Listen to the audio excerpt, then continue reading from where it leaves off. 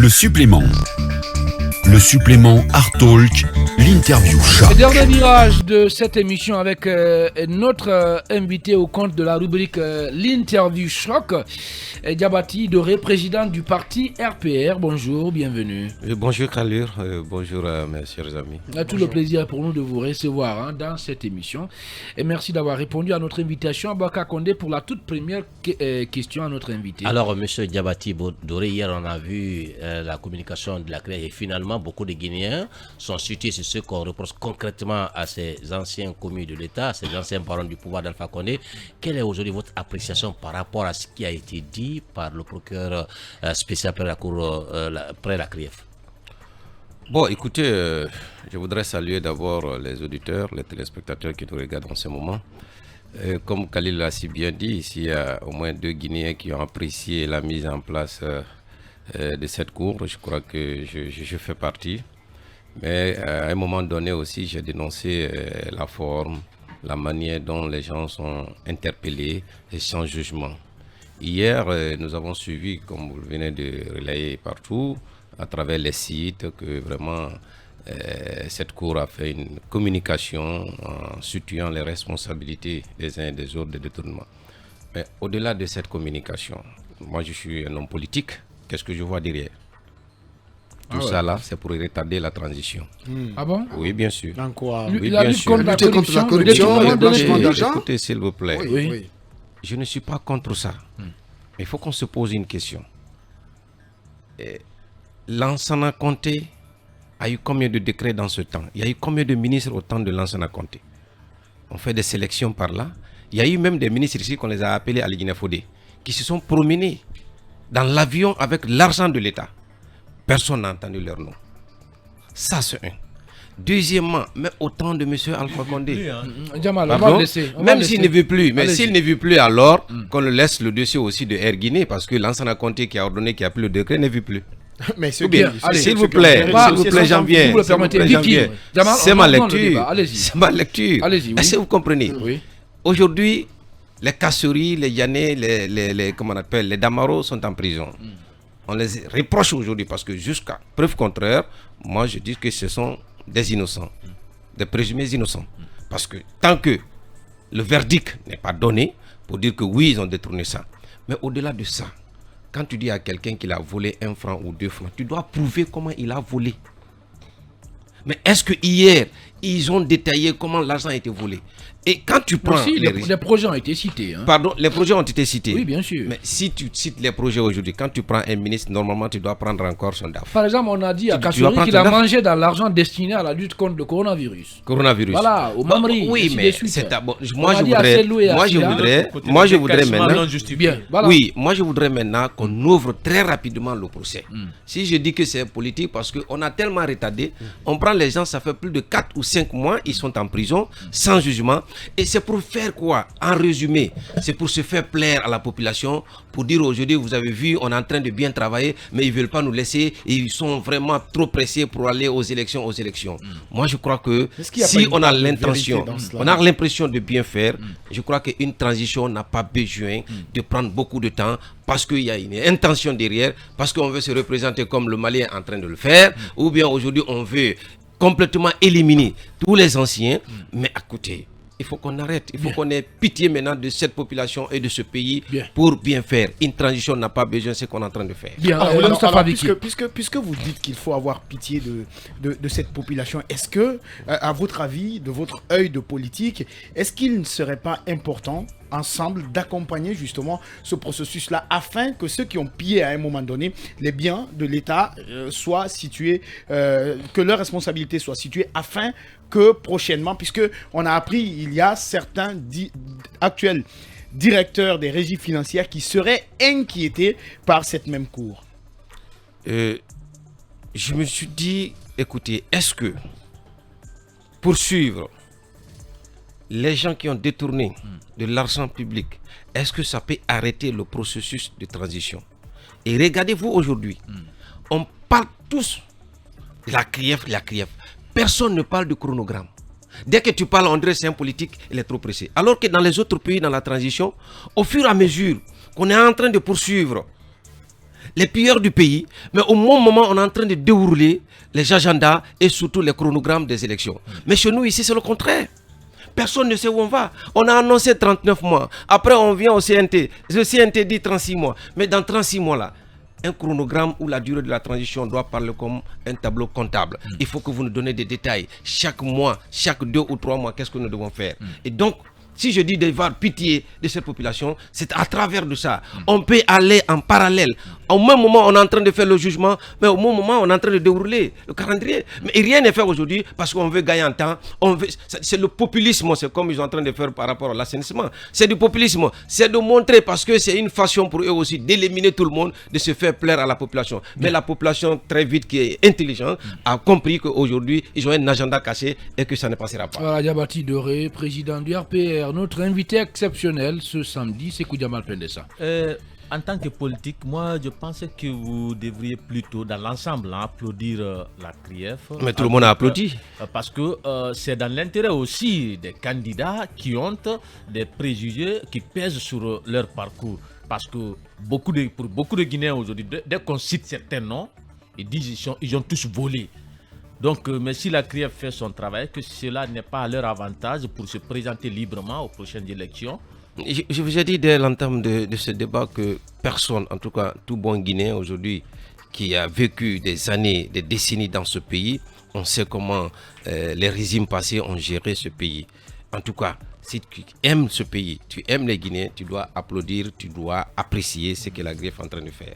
Je vous ai dit ici, il y a 2 personnes dès le départ qui ont apprécié, je crois que je fais partie.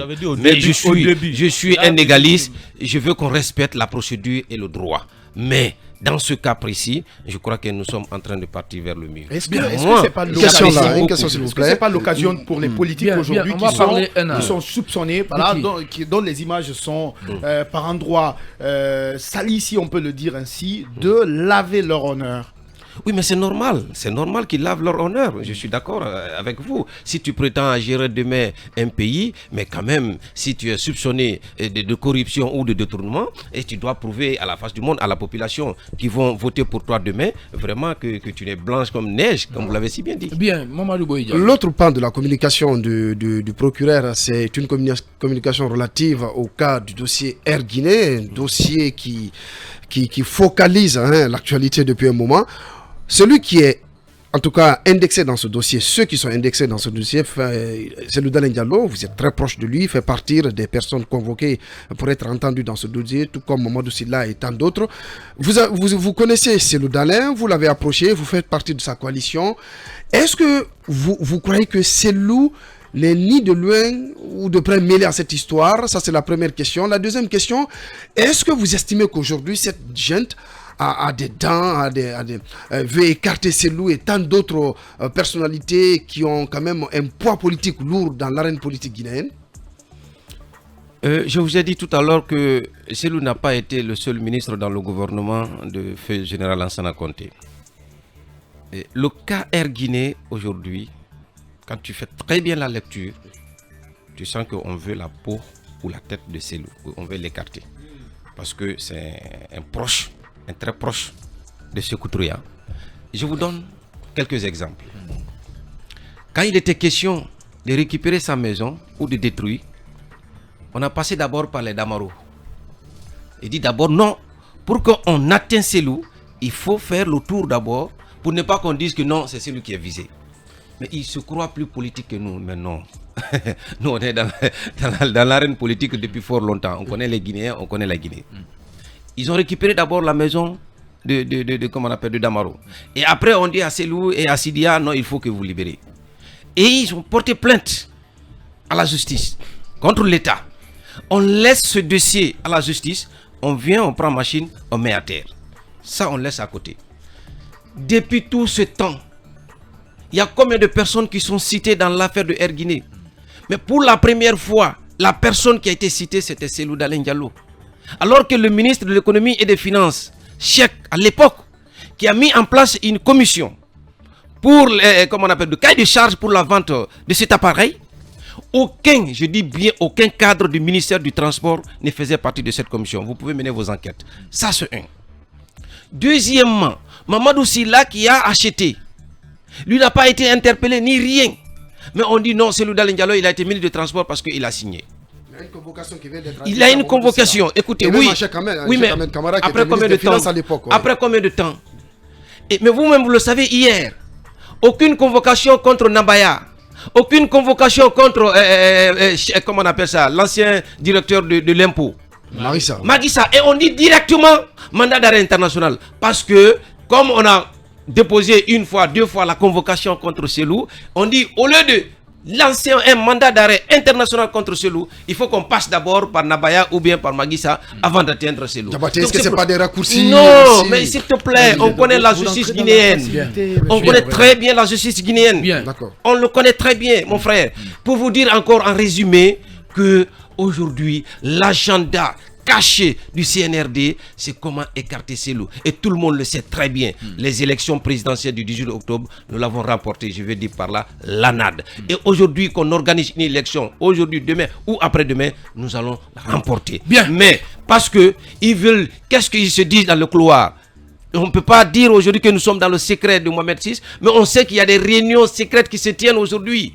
Ils sont en train de passer de gauche à droite. Comment éliminer les anciens? Mais je dis encore une fois au colonel et ses amis que si vous avez l'amour, si vous aimez très bien ce pays, il faut éviter le pire, il faut éviter le chaos, parce que seul le peuple a la légitimité de dire à un Guinéen: toi, on ne peut plus de toi cette fois-ci. Donc, allez-y aux élections. Bien. Il a 100 ans ou 80 ans ou 10 ans. Macron a prouvé à la face du monde que oui, il est jeune aujourd'hui, mais il a écarté les anciens. Est-ce que vous avez les preuves, bien sûr, qui prouvent, qui justifient ce que vous venez de dire? Des preuves notamment sur des réunions secrètes qui se tiendraient au palais Mohamed V, dont la finalité est d'écarter Cellou Dalein Sidia Touré à l'occasion des prochaines élections. Khalil, vous savez que je suis politique. Et un homme politique, si tu manques d'informations... Mais parlez des preuves. Mais écoutez, s'il vous plaît, oui. Je ne peux pas vous donner mes sources, le nom de mes sources. Non. Et prochainement, ils ne le feront pas. Bien. Et donc, vous êtes journaliste, vous êtes libre aussi de mener vos enquêtes. Je suis en train de comprendre que certains politiques aiment,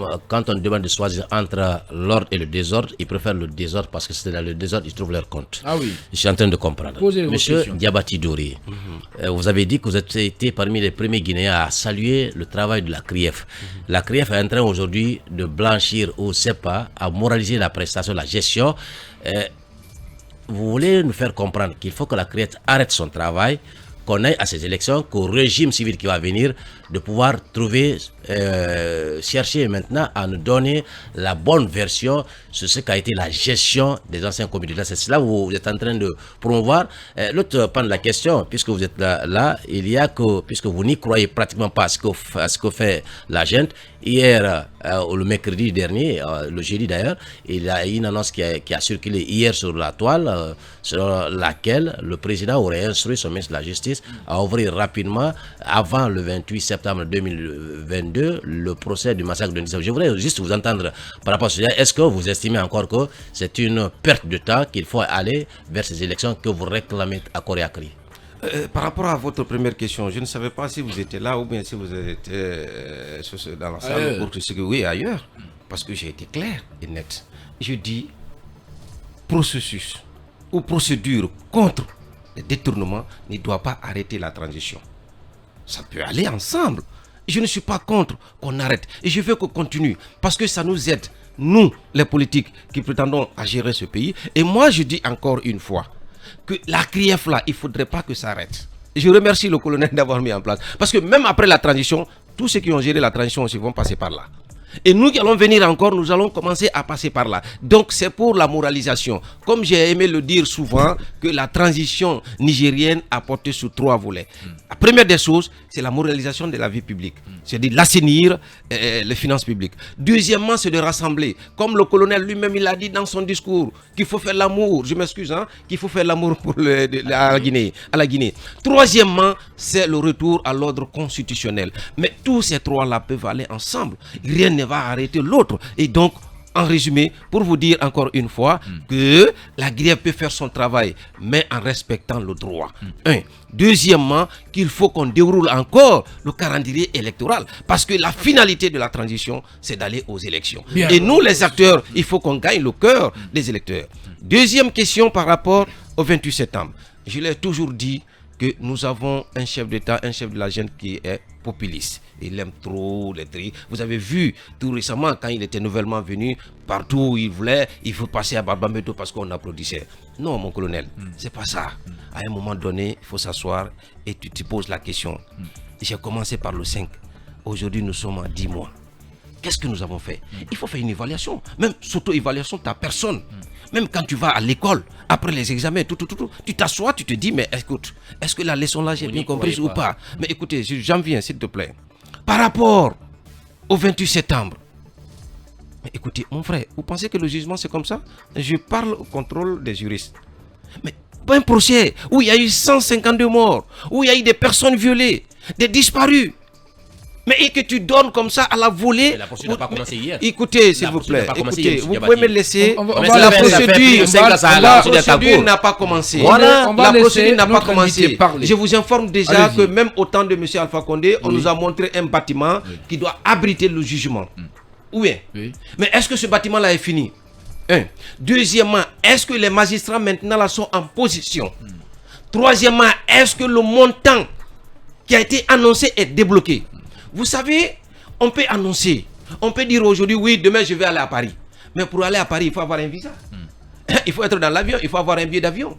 Mais je me pose la question, si le colonel dit, il instruit le ministre de la Justice pour dire dans 2 mois, il faut organiser, ou bien il faut l'ouverture du procès, moi je salue.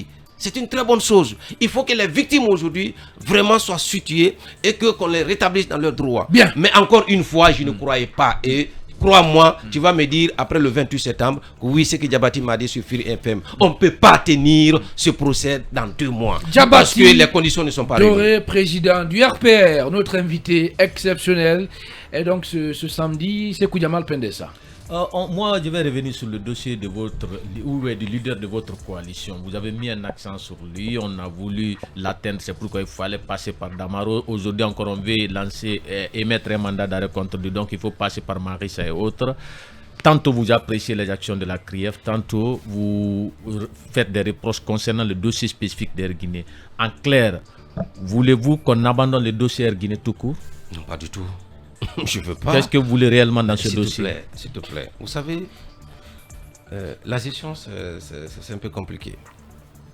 Mais le dossier Air Guinée, s'il y a quelqu'un qui veut affronter la justice, c'est bel et bien M. Cellou Dalein Diallo. Quand même, il a toujours dit. Il a toujours dit. Il était disponible. Mais je me pose la question. Bien. Parce que la fois passée, j'étais encore dans ce studio. On m'a demandé qu'est-ce que tu conseillerais à Cellou? C'était avant le 15.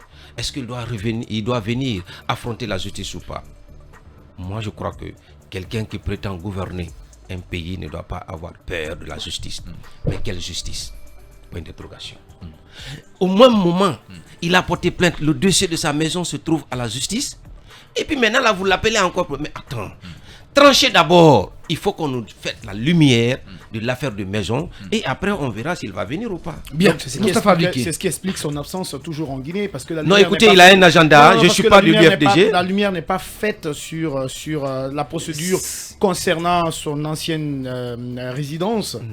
Et deuxièmement, moi, j'aimerais quand même... Parce qu'à vous entendre, on a l'impression que vous pensez qu'en 2 mois, la volonté politique seule du colonel ne suffit pas pour organiser le procès du 28 septembre. Mais quand même, écoutez, écoutez, je vous ai toujours dit que je ne suis pas un homme de droit, mais quand ce que je sache aujourd'hui en matière de jugement, c'est pas comme ça. En fait, la réalité du terrain ne plaide pas. Il ne plaide pas, mais les conditions ne sont pas réunies. On va évoluer. Les conditions ne peuvent pas être réunies en 2 mois. Mais pas du tout. Croyez-moi, vous allez me donner la raison. On va évoluer. Mais tu parles de Air Guinée encore. Moi, je voudrais que vraiment... Cellou Dalein Diallo n'est pas à l'étranger parce qu'il ne veut pas rentrer. C'est son pays. J'ai toujours dit qu'il veut être candidat. Et pour être candidat, c'est en Guinée qu'il faut déposer. Et il va venir au temps opportun. Il est en mission de l'ANA de son parti. Au moment venu, au moment opportun, il sera là. Allez, on va carrément changer de sujet. On ne va pas passer quand même la matinée à parler de la CRIEF. Et c'est important aussi de parler de votre parti, de la formation politique que vous dirigez. Oui, Diabaty Doré, vous avez une formation politique qui a même participé à des élections en Guinée. Cela prouve à suffisance que c'est un parti qui est là, qui suit son petit bonhomme de chemin. Fonctionne. Voilà. Dites-nous aujourd'hui, c'est quoi l'actualité au sein du parti? Est-ce que au sein de cette transition, votre parti, en mettant de l'an de côté, joue aussi sa partition pour la bonne marche de la transition?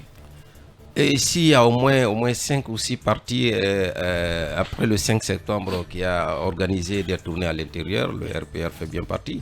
Depuis le 5 septembre jusqu'à nos jours, j'ai fait 2 tours à l'intérieur du pays dans mes fiefs en région forestière.